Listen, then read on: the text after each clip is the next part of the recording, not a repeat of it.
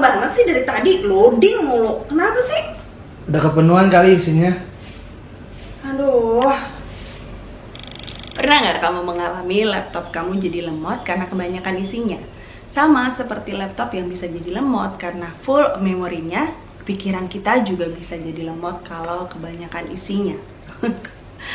Karena itu bukan hanya barang-barang aja secara fisik yang harus di-declutter, tapi pikiran kita juga harus di-declutter. Gimana caranya declutter pikiran?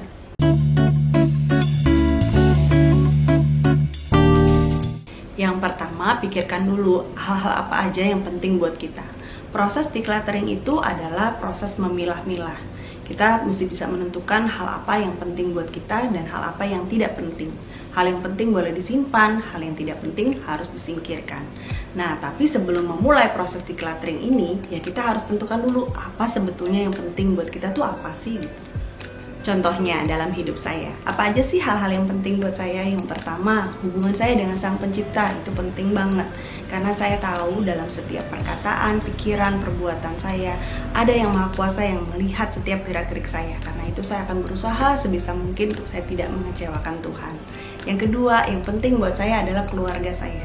Mereka adalah orang-orang yang penting, suami saya, anak-anak saya, orang tua, kemudian saudara-saudara. Mereka adalah orang-orang yang selalu hadir dalam hidup saya dan sangat penting buat saya. Yang ketiga, kesehatan saya. Kesehatan juga penting supaya kita bisa tetap produktif. Karena itu saya jaga kesehatan saya dengan baik supaya saya tetap bisa hadir dalam kehidupan orang lain. Kemudian yang keempat, yang penting buat saya juga passion. Passion adalah segala sesuatu yang bikin hidup saya jadi lebih hidup gitu. Kayak seperti contohnya ini, sharing di channel YouTube. Saya seneng banget bisa sharing sama teman-teman semua. Ini penting juga buat saya. Nah, gimana dengan kamu? Apa aja hal-hal yang penting dalam hidup kamu? Coba tulis di selembar kertas atau tulis di kolom komen juga boleh. Yang kedua, kenali bentuk-bentuk mind clutter. Setelah kita tahu nih apa aja sebetulnya yang penting dalam hidup kita, sekarang kita mesti menganalisa apa aja sekarang yang ada dalam pikiran kita tuh apa aja sih. Kita mesti tahu nih ada beberapa jenis mind clutter. Yang pertama, terlalu banyak informasi. Di luar sana ada begitu banyak informasi yang berusaha untuk menarik perhatian kita, baik sengaja maupun tidak sengaja. Ada informasi-informasi yang penting, tapi ada juga informasi-informasi yang nggak penting yang berusaha memenuhi pikiran kita. Nah, kita mesti kenali nih, oh ini bentuk clutter, mestinya nggak ada di pikiran saya nih.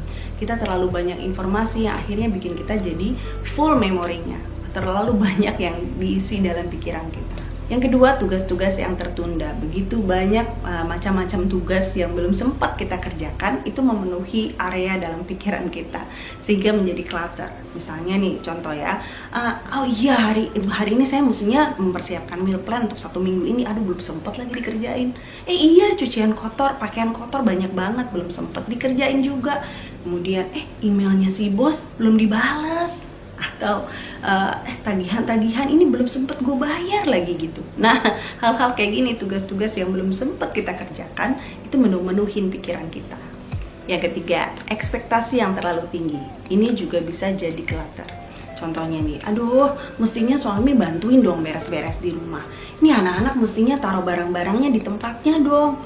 Atau mestinya orang-orang nggak boleh komen begitu di sosial media, dan banyak macamnya lagi ya. Hal-hal yang sepertinya ekspektasi kita untuk orang lain lakukan seperti ini, tapi kok nggak seperti kenyataannya, nggak begitu gitu ya. Ekspektasi kita terlalu tinggi terhadap orang lain, tapi sebetulnya kayak nggak bisa sih mereka melakukan seperti yang saya mau gitu. Itu juga bisa jadi clutter di pikiran kita. Yang keempat, perasaan negatif, seperti contohnya stres, cemas, takut, malu, frustasi, semua jenis perasaan negatif yang mengganggu pikiran kita. Nah, setelah kita tahu apa aja hal-hal yang penting dalam hidup kita, kita juga udah mengerti nih, udah bisa mengenali bentuk-bentuk dari mind clutter. Nah, baru nih sekarang kita mulai melakukan decluttering. Gimana caranya? Lakukan brain dumping. Brain dumping itu apa? Brain dumping itu adalah proses kita memindahkan apa yang ada di otak kita, ada yang di pikiran kita, itu ke media yang lain. Contohnya bisa kita tulis, bisa juga kita rekam gitu ya.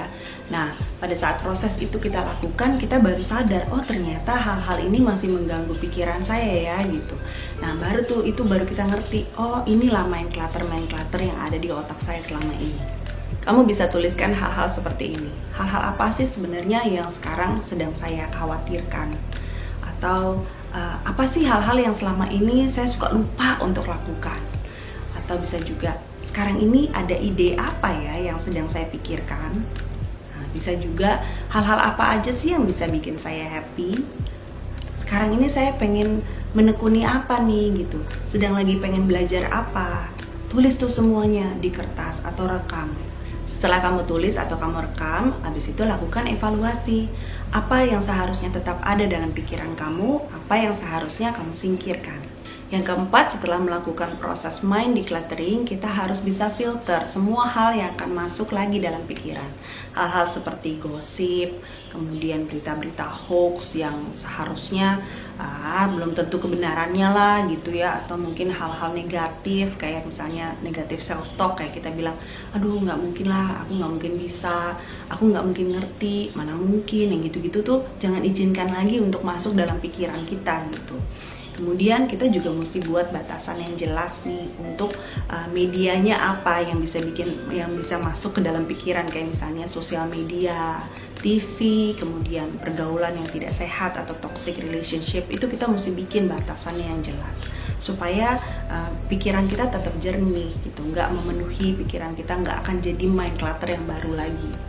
Yang kelima, ini juga nggak kalah penting, recharge, lakukan self care. Kalau kita balik lagi nih ke ilustrasi di awal video ini tentang laptop yang lemot tadi ya kan. Nah, laptop aja harus di restart kalau seandainya hang atau dia loadingnya kelamaan. Dan biasanya kalau di restart dia akan jadi bagus lagi, bisa berfungsi lagi gitu ya kan. Sama pikiran kita juga gitu. Pikiran kita harus di restart lagi, harus di recharge lagi dengan melakukan self care. Yang bentuk-bentuk self care seperti apa saya pernah ceritain di video yang ini ya, nanti kamu cek. Tapi contohnya kayak misalnya berlibur, santai sejenak, kemudian jalan-jalan keluar, hirup udara segar gitu ya. Itu juga udah merupakan self care. Kamu minum minuman hangat, meditasi, dan banyak lagi hal-hal yang bisa kita lakukan untuk kita recharge lagi, kita penuhin baterai kita lagi gitu, supaya pikiran kita tenang, pikiran kita jadi lebih jernih. Almost everything will work again after you unplug it for a few minutes, including you. Hampir semua barang itu bisa berfungsi kembali dengan baik kalau dicabut sebentar, kemudian dinyalakan kembali, ya, di restart, termasuk kamu. Karena itu mudah-mudahan video hari ini bisa bermanfaat buat kamu. Kita mau sama-sama belajar bagaimana kita punya pikiran tetap baik ya, tetap bersih gitu. Sama seperti barang-barang kita mesti dilakukan decluttering secara reguler, ini juga pikiran juga harus dilakukan decluttering secara reguler. Mudah-mudahan hari ini videonya bisa bermanfaat. Kita ketemu lagi di video-video yang lain. Thank you ya udah watching sampai dengan akhir video ini. Bye bye.